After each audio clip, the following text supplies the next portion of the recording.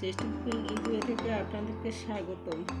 আমার কাছে দর্শক শাড়ি থেকে পিঠা তৈরি করে দেখানোর রিকোয়েস্ট এসেছে, তাই আমি চেষ্টা করেছি আজকে একটি ভিন্ন রকম পিঠা বানিয়ে দেখানোর জন্য। আজকে আমি আপনাদেরকে তৈরি করে দেখাবো হৃদয় হরণ পিঠা। চলুন দেখি কিভাবে তৈরি করতে হয়। এখানে আমি মেজারমেন্ট কাপ দিয়ে 3 কাপ ময়দা নিয়েছি। স্বাদ মতো লবণ দিয়ে দিচ্ছি। 1 টেবিল চামচ পরিমাণ সয়াবিন তেল দিয়ে দিচ্ছি। এখন আমি একসাথে মিশিয়ে নিব।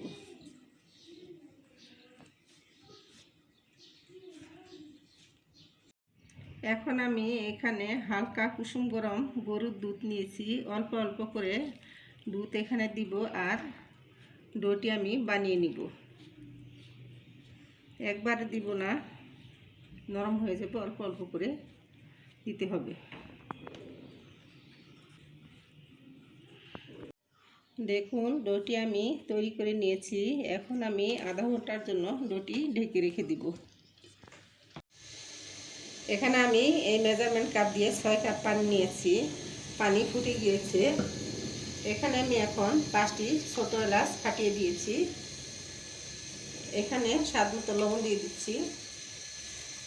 2টি তেজপাতা দিয়ে দিচ্ছি। আর এখানে 4 কাপ চিনি নিয়ে নিচ্ছি।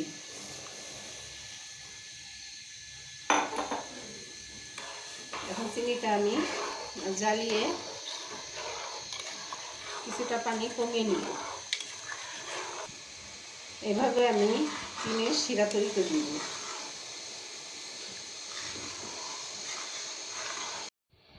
দেখুন আমি চিনির শিরা তৈরি করে নিয়েছি, কিন্তু শিরাটার মধ্যে দেখুন কোনো তার হয়নি। 10 মিনিট জ্বালিয়ে নিয়েছি, জাস্ট শিরা তৈরি হয়ে গিয়েছে। দেখুন আধা ঘন্টা পর আমি ডোটি নিয়ে নিচ্ছি। এখানে নিয়ে আমি হাত দিয়ে কিছুক্ষণ মথে নিব। দেখুন আমি হাত দিয়ে একটু মথে নিয়ে এখন আমি ছোট ছোট বল তৈরি করে নিব।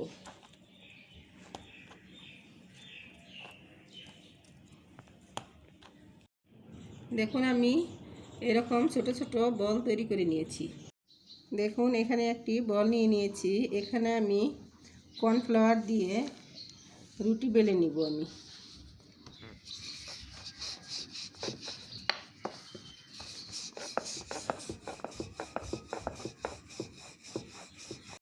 দেখুন এরকম পাতলা করে আমি রুটিটি বেলে নিয়েছি। এখন আমি এখানে সামান্য পরিমাণ তেল ব্রাশ করে নিব।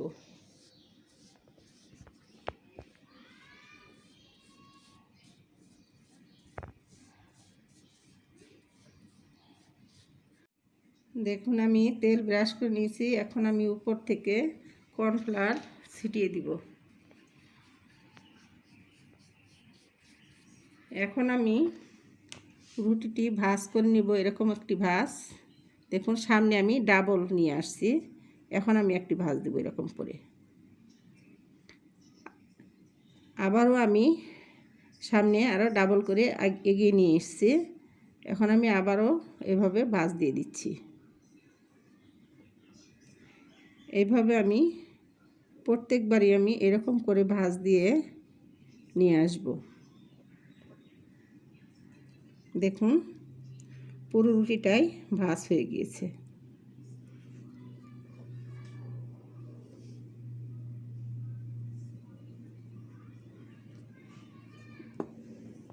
এখন আমি এখানে পানি দিয়ে দিব যেন 2 মাথা না ছুটে যায়। চেপে লাগিয়ে দিব। এই মাঝখানে পানি দিয়ে এভাবে চেপে লাগিয়ে দিতে হবে যেন ছুটে না যায়। দেখুন আমি এখন একটি হার্ট শেপ করে নিব। এরকম করে দেখুন, এরকম করে একটি হার্ট অথবা হৃদয়, আপনারা যেটাই বলেন, যেহেতু পিঠাটির নাম হৃদয় হরণ, আপনারা যে নামই বলেন। এখন আমি এখানে যেন ছুটে না যায় ভাজার সময়, এই জন্য আমি একটি টুথপিক লাগিয়ে দিচ্ছি। দেখুন এখন আমি হালকা একটু চাপ দিয়ে নিব বেলুন দিয়ে। আর হৃদয়হরণ পিঠাটি হয়ে গিয়েছে। এভাবে আমি সবগুলি হৃদয়হরণ পিঠার শেপ দিয়ে নিব। দেখুন আমি এভাবে সবকটি পিঠার শেপ দিয়ে নিয়েছি। দেখুন প্যানে তেল দিয়ে দিয়েছি, তেল গরম হয়ে গিয়েছে। এখন আমি এক এক করে পিঠাগুলি দিয়ে দিব।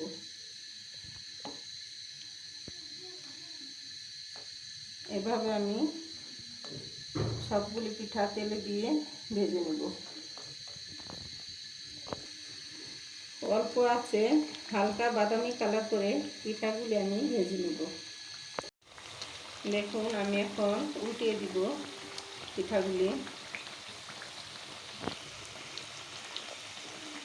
এইভাবে বাদামি কালার করে আমি ভেজে নিব। দেখুন ভাজা হয়ে গিয়েছে। আগে থেকে করে রাখা চিনি শিরার মধ্যে এখন দিয়ে দিব।